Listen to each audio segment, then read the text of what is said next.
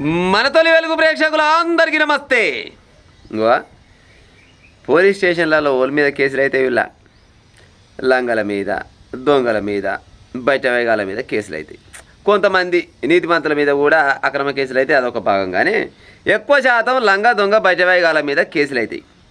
కానీ ఈ మధ్య కాలంలో ఎవరైతే కేసులు రాయాలనో, ఎవరైతే కేసులు చేయాలనో, ఎవరైతే అరెస్టు చేయాలనో గాల మీదనే కేసులు అవుతున్నాయి.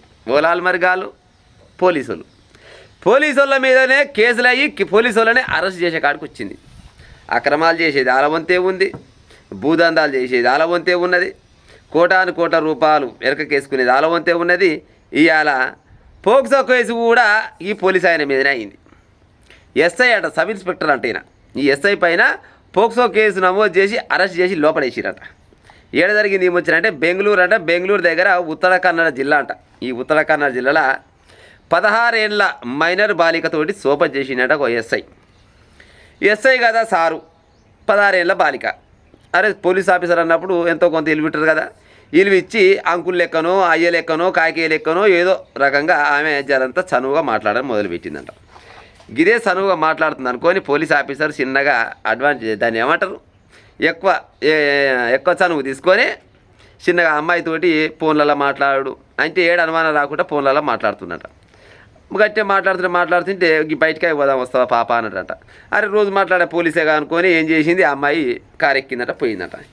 చక్కగా కొనపోయినట్టు ఏడికి భట్కల్ అనే ఒక ప్రాంతం ఉందట. అక్కడనే ఆ భట్కల్ ప్రాంతంలో అంటే ఒక లాడ్జ్ ఉందట. ఆ లాడ్జికి తీసుకొని పోయిందట. గిడికి తీసుకొస్తావు సార్ అన్నదంట. ఏం కాదు, మాకు తెలిసిన వాళ్ళే ఉన్నారు, గిట్ట పోయి గట్ట మల్లం పని లోపలి కొనపోయినట్ట. లోపలి కొనపోయి అమ్మాయి పైన అత్యాచార ప్రయత్నం చేసినట్ట. పైన వచ్చింది, బయట చెప్పింది. బయట చెప్పగానే పోలీసులు ఊకుంటారా, నిజమా అబద్ధమని ఎంక్వైరీ చేసినట్టు. ఎంక్వైరీలో నిజమని తేలిందట. కొనపోయి గొర్ర బైరం గుంజుకపోయి ఈ లోపలికి వేసిరేసిరట. ఉద్యోగం బాయ్, ఇజ్జత్ బాయ్, అన్ని అందరు బాయ్. ఏమొచ్చి పాడైతుందో చినికి చెప్పురి. 16 ఏళ్ళ మైనర్ బాలిక, నీకు కూతురు అసలుంటిది, లేకపోతే చెల్లి అసలుంటుంది అనుకోవాలి. నువ్వు ఒక గౌరవప్రదమైన పోలీసు అధికారివి, ఎస్ఐవి, నలుగురికి బుద్ధి చెప్పేది పోయి గిసోటి పని చేస్తే నోటి ఉంచకుండా వచ్చిన పోలీస్ ఆఫీసరు అంటే అందరు నేను ఎందుకంట. కానీ గిసోటి లంగ దొంగ బయట వాయిల్ని అంటాం, అందరు మనం ఎందుకంటాం. పోలీస్ ఆఫీసర్లలో కూడా చాలా మంది ఆయమన్న సార్లు, మంచి మంచి సార్లు చాలా మంది ఉంటారు. కానీ గిసోటోడు పాడైపోను ఈ దరిద్రులు కాకుంటే 16 ఏళ్ళ చిన్న పాపతోటి గిసోటి పని చేయాలని ఎట్ట బుద్ధి రావచ్చానికి. అంటే అది నాశనకాలం వచ్చినప్పుడు ఏమంటారు కదా, అంతర్గానం వచ్చినప్పుడు 6 నెలల ముందు నుంచి ఆడిస్తుందట. వీడు ఏకంగా లాడ్జీ కొనవై అమ్మాయి పైన అత్యాచార యత్నం చేసిండట, లైంగికంగా దాడి ప్రయత్నించిండట. అన్ని అందాలు చేస్తే తప్పించుకొని బయటకు వచ్చి చెప్పింది. పోలీసులు ఎంక్వైరీ చేసి లోపలేసి ఉద్యోగుడికి స్టేషన్లో కూర్చోబెట్టారు. ఇవాళ సిగ్గు అనిపించకుండా వచ్చిన తోటి కానిస్టేబుల్లే గల్లబట్టుకొని లోపలేసిరి. ఎంతో మందిని అరెస్ట్ చేసి లోపలేసిన ఈయననే ఇవాళ పోయి లోపల కూర్చుంటే మరి ఎట్ట బతుక బుద్ధి వచ్చిన వచ్చి భూమి మీదిగా సిగ్గిపోయినాక లచ్చపోయినాక. సరే మామూలు వాళ్ళు అంటే వేరే పని చేసుకుంటారు అంటే సరే మాకు పెద్దగా పరాకు ఉండదు, సరే 4 రోజులు జైలు శిక్ష అనుభవిస్తాం, లేకపోతే 4 దెబ్బలు తింటాం, ఇంకో రకంగా అనుకుంటాం. నువ్వు సమాజంలో ఒక గౌరవప్రదమైన ఉద్యోగం చేసుకుంటా గిసపోయి బయట పోయి పని చేసి ఎట్ట పడేసేస్తుంది చెప్పిగా.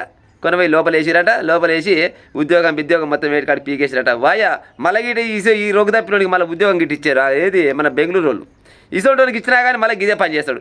ఇసోంటోని కొనపోయి ఇంటికే పరిమితం చేస్తే ఎంత పని ఆయరా నాయన, సుక్కున పాడైపోను కర్మకు పోయి ఆ గత చేయి పట్టుకుంటే ఉత్త పని తీసుకొచ్చిన లోపడేసిరని జీవితాంతం కుమిలి పోకుండా ఇంట్లో ఉంటే ఇంకో పోలీస్ ఆఫీసర్ కూడా ఉంటే గిసోటి పని చేయాలంటే ఉత్తపడి సపరేట్గా పక్క తప్పుకునే ఉపాయం ఉంటుంది. లేకపోతే ఈయన బయటికి వెళ్ళగొట్టిరనుకో మళ్ళీ గిదే పని మొదలు పెడతాడు.